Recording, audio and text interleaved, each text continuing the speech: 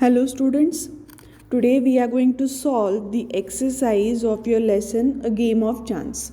So let us begin with the first exercise, working with the text. In the first exercise, that is A, you have been asked to complete the following sentences from memory, choosing a phrase from those given in brackets. So here are fill in the blanks which you have to complete without looking back on the pages of the text. So whatever you remember regarding the story, if you have read the story properly, then you will be able to solve the exercise.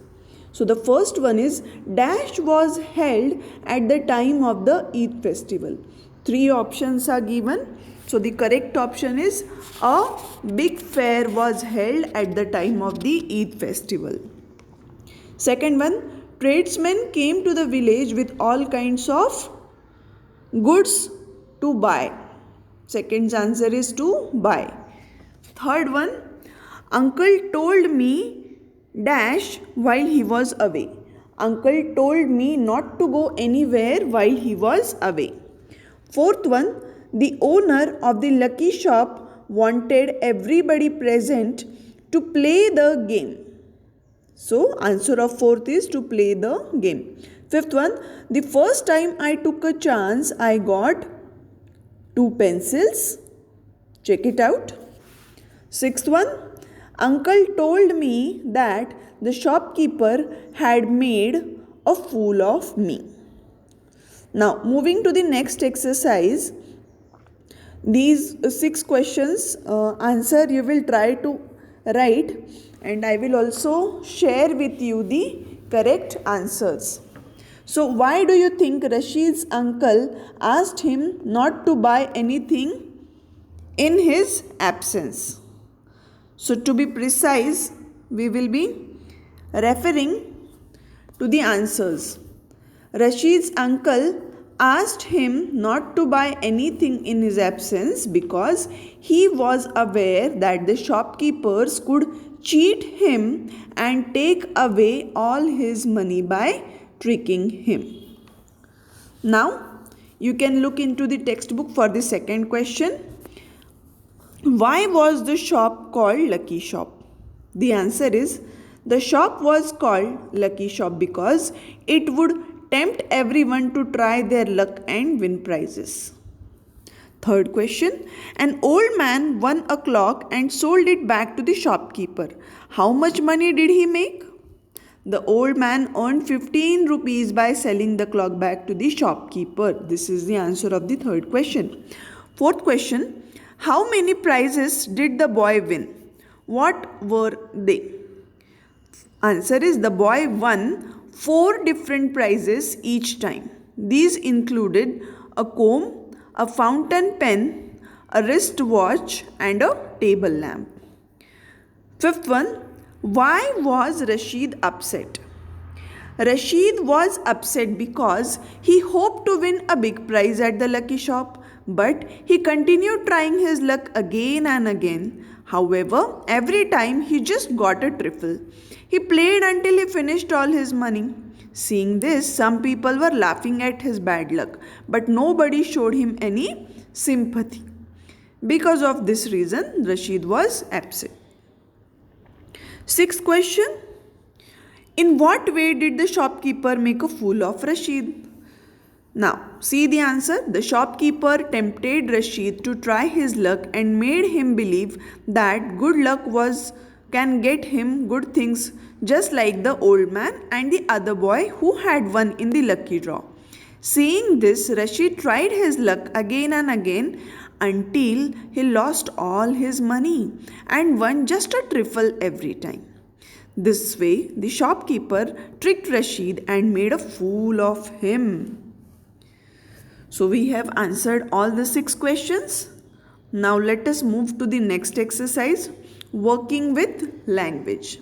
Now, students, I have shared one slideshow with you wherein we have seen how the words are used both as noun and verbs. So there is also a list of so many words which can be used as nouns as well as verbs. Literally there are thousands of words, but the most common words I will share with you. One PDF I will share wherein there are so many words from A to Z which can be used as nouns and verbs. So for now we will be solving this exercise which is given in the textbook.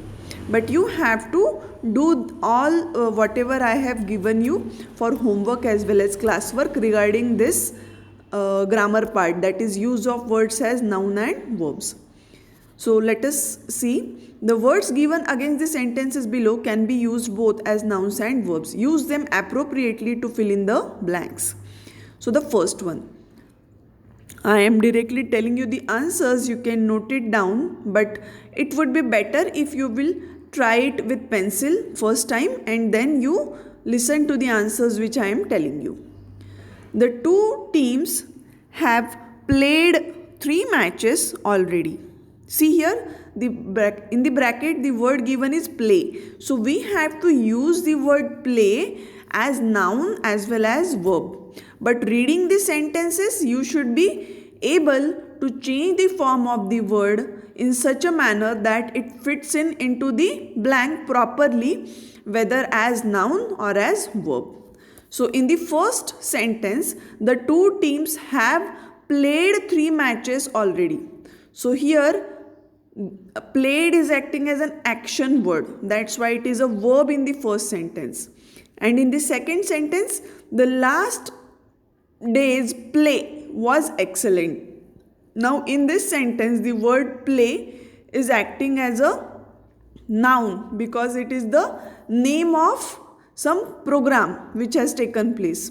So it is a naming word. That's why it is a noun in the second sentence. And in the first sentence, it is an action word. That's why it is a verb.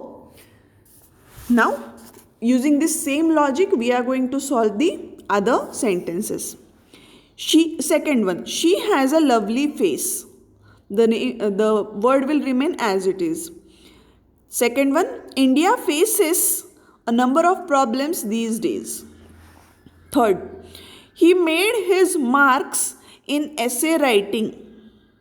Second, so the second part of third sentence, articles marked sold are reserved. Fourth one, the police are combing the area to catch the burglars. Second part, an ordinary plastic comb costs 5 rupees. Fifth one, he gave a smile in answer to my question. Second part of fifth one, we also smiled to see him smile. Sixth one, he said he hoped to be invited to the party. Second part of sixth one, he gave up hope of his joining the party. Seventh one, the boys put up a good athletic show. Second part of seventh one, the soldiers showed great courage in saving people from floods. Eighth one, you deserve a pat on the back for your good performance. Second part of eighth one, the teacher patted the child on the cheek to encourage her. Now moving to the next exercise B. Notice the use of there in the following sentences. The spelling of there over here is T-H-E-R-E. So see the example. There was a big crowd at the fair. There were many things I would have liked to play. Now we can rewrite these sentences using there in the beginning. Look at the following examples. One is done for us and on that basis we have to solve the next exercise. I can do nothing to help you. There is nothing I can do to help you. So students, see the second example on page number 106. A man at the door is asking to see you. So how can we take there in front of the sentence? There is a man at the door asking to see you. So here the word there is acting as a empty subject. So I have sent you a PDF wherein you will be writing use of there and it as empty subjects. Okay, so do write it, and we are going to solve the exercise now. This park has beautiful roses. So how can we write it? Using there in the front. There are beautiful roses in this park. Your story has no fun in it. There is no fun in your story. We have no secrets between us. There are no secrets between us. Fourth one, my village has 2 primary schools. There are 2 primary schools in our village. Fifth one, this problem can be solved in 2 ways. There are 2 ways to solve this problem. Okay? So solve this exercise properly and understand it from the PDF as well as the examples which we have taken. Now, moving to the next exercise C, fill in the blanks in the paragraphs below with words from the box. So now on the basis of this story, we have to fill these blanks, and words are already given in the box to help us. So it's a very simple exercise. I'll read the answers for you. So just check whether you have written correct or not. There was a big Eid fair in our village. We could buy anything from a tiny toy to a huge camel. I went to the fair on its last day with uncle and bhaiya. We went to the lucky shop. It was very interesting. I tried my luck but did not win any prize. Later, uncle told me that I was more foolish than unlucky. So now the next exercise is speaking and reading aloud. A part, suppose you are Rashid. Describe in your own words your visit to the fair. Do not refer to the lucky shop. Students, in the class we would have taken this activity, calling each and every student in the front, and I would have heard what you want to say regarding your visit to the fair. But right now what you can do is you can write it in your notebook. So you have to imagine that you are the boy Rashid. So you will be describing your visit to the fair in your own words, and you don't have to write about the lucky shop in it. Okay. The next part is read aloud the 2 paragraphs that describe the boy and the old man at the lucky shop. So you will be referring to the paragraphs again wherein there is description of the small little boy as well as the old man who got the clock. So probably that is paragraph number 5 and 6. So read back the paragraph number 5 and 6 again. Third exercise, listen to these children. What are they talking about? Now see, one child is asking, would you like tea or coffee? One boy is saying, I don't like coffee. I would prefer tea. The other one is saying, I would prefer coffee than thank you. So, in the question, would you like tea or coffee? While telling the answer, what do we say? I would. So, how do we write I would? You have to concentrate on this part. See here how I would is written.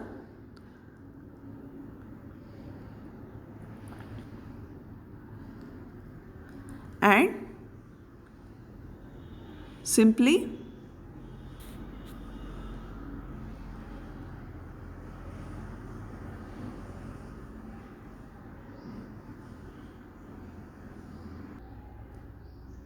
okay.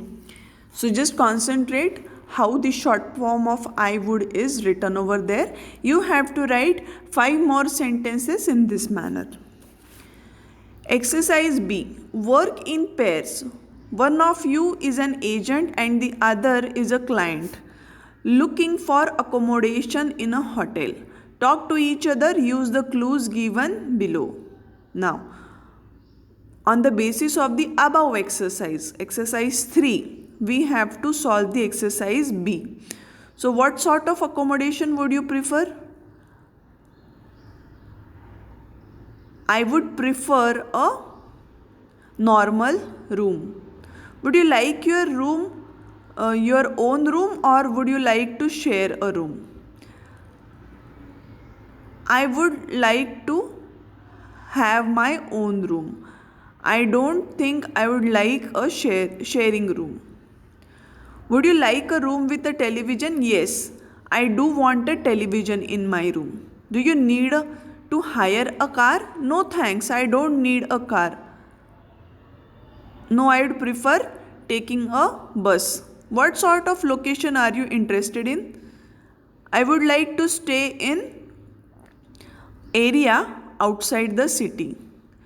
Have you any other requirements? Yes, I must have breakfast included. Yes, give me a meal plan. No, no other requirements. So, I have actually solved it for you. You can pause, rewind, and hear again and complete this exercise, but you can also solve this exercise on your own. My dear students, the last exercise is very interesting.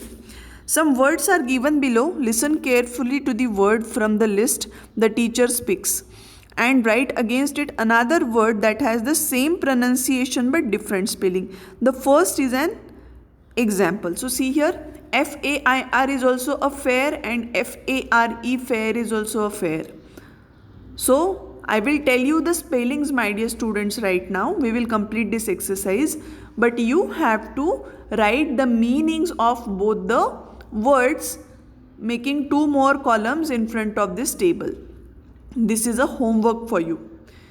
Now second one, BUY by, another by is BYE by, ONE1, WON1, WHICH which, WITCH which, TWO2, TOO2, NO no, KNOW no, HERE here, HEAR here, SEEC, SEAC, THERE there, THEIR there, HARE hair, HAIR hair, NUN none, NONE none. So the spellings which I told you, write it properly and find the meanings of both the words FAIR as well as FARE. And we will see what such kind of words are said. The words which have the same pronunciation but have different spellings. I will send information on this to you. Bye bye for now.